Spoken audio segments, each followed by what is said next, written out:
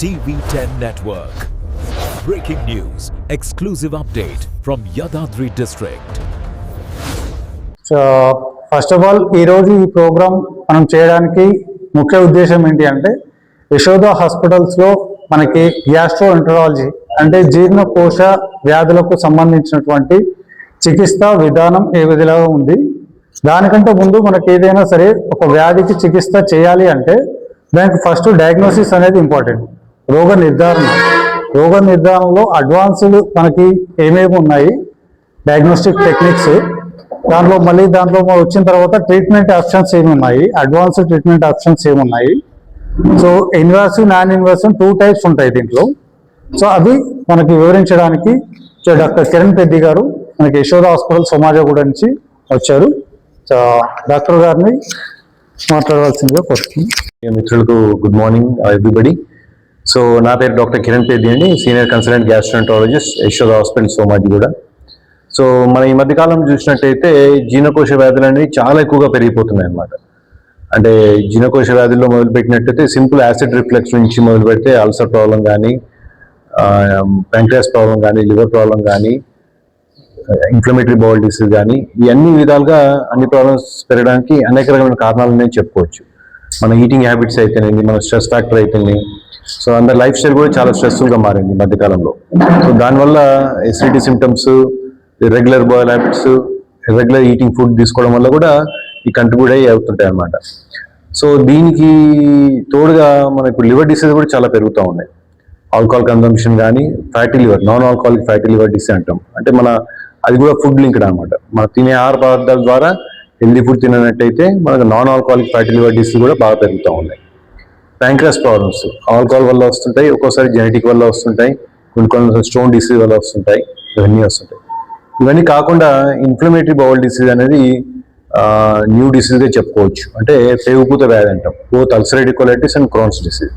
10 years back చూసినట్టయితే మన ఇండియాలో పెద్దగా ఇన్ఫ్లమేటరీ బౌల్ డిసీజ్ అనేది అసలు లేకుండా ఉండింది.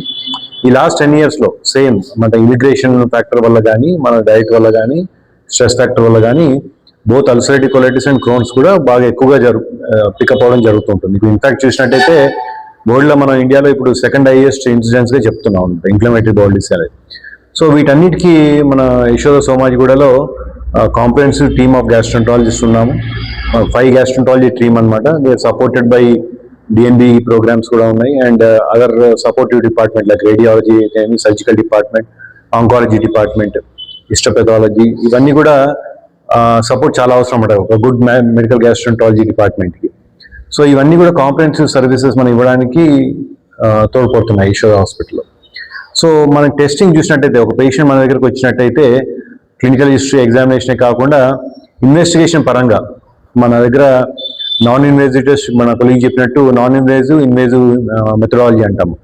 నాన్ ఇన్వేజివ్లో సింపుల్ అల్ట్రాసౌండ్ మొదలు పెట్టినట్టయితే అల్ట్రాసౌండ్ అబ్డామిన్, ఫైబ్రో స్కాన్ అనేది, ప్లస్ ఈ మధ్యకాలంలో బోవెల్ అల్ట్రాసౌండ్ కూడా చేస్తున్నాం మేము. అంటే ఈ పేగుపూత వ్యాధి ఉన్న వాళ్ళకి నిర్ధారణ చేసుకోవడానికి ఒక్కోసారి ఫాలోఅప్ చేయడానికి ఇంటెస్టైనల్ అల్ట్రాసౌండ్ అంటాం, అది కూడా చేయడం జరుగుతుంటుంది. సో ఇవి కాకుండా advance CT scan, advance MRI scan, వీటి వల్ల ఏంటంటే మనకి ఇంటెస్టైన్ మ్యాపింగ్ కూడా చేస్తుంటాం. అంటే ఎక్కడెక్కడ జబ్బు ఉందని చూసుకొని దాన్ని కరెక్ట్ డయాగ్నోజ్ చేయడం వల్ల ట్రీట్మెంట్ అనేది ఖచ్చితంగా ఇచ్చే అవకాశం ఉంటుంది. సో ఇకపోతే ఎండోస్కోపీ విభాగం వచ్చినట్టయితే ఇన్వేజివ్ డిపార్ట్మెంట్గా చెప్పుకోవచ్చు. అంటే సర్జరీ లేకున్నా కూడా ఎండోస్కోపీ ద్వారా అనేక రకమైన అడ్వాన్సెస్ ద్వారా మనకు ట్రీట్మెంట్ చేయడం జరుగుతుంటుంది. సో మనకు అప్పర్ జీ ఎండోస్కోపీ అనేది చాలా మందికి పరిచయం. అంటే కెమెరా పైకి పంపించిన నోట్ నుంచి పంపించి అనవాయిక స్టమక్ చూడడం వల్ల వ్యాధి నిర్ధారణ చేస్తుంటాం. ఇది అప్పర్ జీ ఎండోస్కోపీ అంటాం. ఇది కాకుండా కొలనోస్కోపీ అంటాం. కొలనోస్కోపీ అంటే పెద్ద పేగు పరీక్ష చేసి పెద్ద పేగులు అల్సర్ లాంటివి ఉన్నాయా, పాలిప్స్ లాంటివి ఉన్నాయా చూసి గమనించడానికి ట్రీట్మెంట్ ఇవ్వడం జరుగుతుంటుంది. ఇది కాకుండా ఈఆర్సిపి అంటాం అనమాట. ఈఆర్సిపిలో బైల్ పైప్లో ఒక్కోసారి స్టోన్స్ పడుతుంటాయి. గాల్ బ్లాడర్ స్టోన్స్ వచ్చేసి జారిపడి బైల్ పైప్లో పడ్డప్పుడు ఏంటంటే వాటికి ఈఆర్సిపి ద్వారా కట్ చేయకుండానే, సర్జరీ ఏం లేకుండా ఎండోస్కోపీ ద్వారా లోపలికి వెళ్ళి ఆ బైల్ పైప్ని క్లియర్ చేయడం జరుగుతుంటుంది అనమాట. దాన్ని ఈఆర్సిపి టెక్నిక్ అంటారు. ఈఆర్సిపిలో అనేక రకమైన మళ్ళీ ఫర్దర్ డెవలప్మెంట్స్ వచ్చాయి. ఈఆర్సిపి స్టెంటింగ్ అనేది, ఈఆర్సిపి మెటల్ స్టెంటింగ్ అనేది, అండ్ ఒక్కోసారి స్పైకోలెంజియోస్కోపీ అంటే చిన్న కెమెరా డైరెక్ట్ మన బైల్ పైప్లో పంపించి దాంట్లో ఉన్న కంతిలో కానీ ఒకవేళ బాగా పెద్ద పెద్ద స్టోన్స్ ఉంటే దానికి లేజర్ ట్రీట్మెంట్ ద్వారా బ్లాస్ట్ చేయడం ద్వారా బైల్ పైప్స్ అనేది క్లియర్ చేయొచ్చు అనమాట. అది స్పై గ్లాస్ కొలెంజియోస్కోపీ అంటాం. ఇది కాకుండా ఎండోస్కోపిక్ అల్ట్రాసౌండ్. అంటే ఎండోస్కోపీ ఏదైనా కూడా మనకు ఇంట్రాలూమినల్ అంటే ఈ అన్నవాహికలో కానీ స్టమక్లో కానీ ఇంటెస్టిన్లో కానీ చూస్తుంటాయి.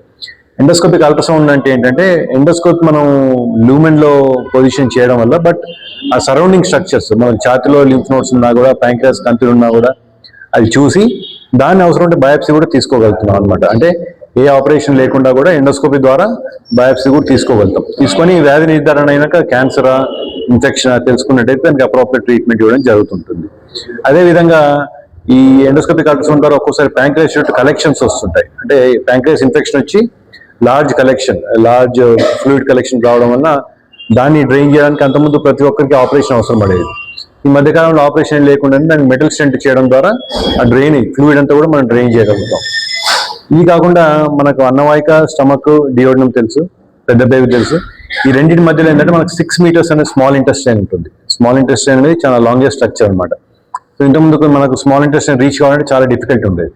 ఈ మధ్యకాలంలో ఏంటంటే మనం డబుల్ బెలూన్ ఎంట్రోస్కోపీ చేయడం ద్వారా ఆ చిన్న పేగు కూడా ట్రావెల్ చేసి ఎక్కడైతే స్ట్రక్చర్స్ ఉన్నాయో, అల్సర్స్ ఉన్నాయో గమనించి దాన్ని బయాప్సీ తీయడం వల్ల వ్యాధి నిర్ధారణ చేసి అప్రోప్రియట్ ట్రీట్మెంట్ చేయడం జరుగుతుంటుంది.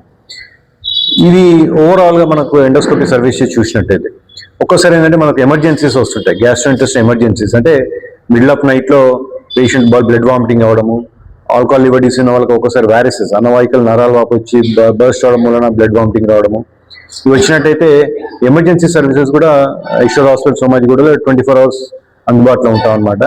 సో ఆ ఎమర్జెన్సీ పేషెంట్కి మనం మిడిల్ ఆఫ్ నైట్ కూడా వెళ్ళిపోయి బ్లీడింగ్ కంట్రోల్ చేయడము, ఎండోస్కోపీ ద్వారా బ్యాండింగ్ చేయడము, ఇంజెక్షన్ ట్రీట్మెంట్ చేయడము, ఒక్కోసారి క్లిప్స్ చేయడము, ఈ అనేక రకమైన అడ్వాన్స్ టెక్నిక్స్ ద్వారా మనం బ్లీడింగ్ అనేది కంట్రోల్ చేయొచ్చు. ఒక్కోసారి చిన్నపిల్లలు కూడా కాయిన్ తినేసి బ్యాటరీ తినేసి మిడిల్ ఆఫ్ నైట్ వస్తుంటారు. సో వాళ్ళకు కూడా మనం ఎండోస్కోపీ ద్వారా అవి కాయిన్స్ ఏవైతే ఉంటే టైంలో రిమూవ్ చేయడం వల్ల కాంప్లికేషన్ రాకుండా అరికట్టవచ్చు అనమాట. సో ఇవన్నీ మనం endoscopy services, non invasive diagnostic services చెప్పుకున్నాం. ఇవి కాకుండా స్పెషలిస్ట్ క్లినికల్ సర్వీసెస్ అంటాం. అంటే గ్యాస్ట్రోంటాలజీ అంతకుముందు ఏంటంటే ఒకటే డిపార్ట్మెంట్ లాగా ఉండేది.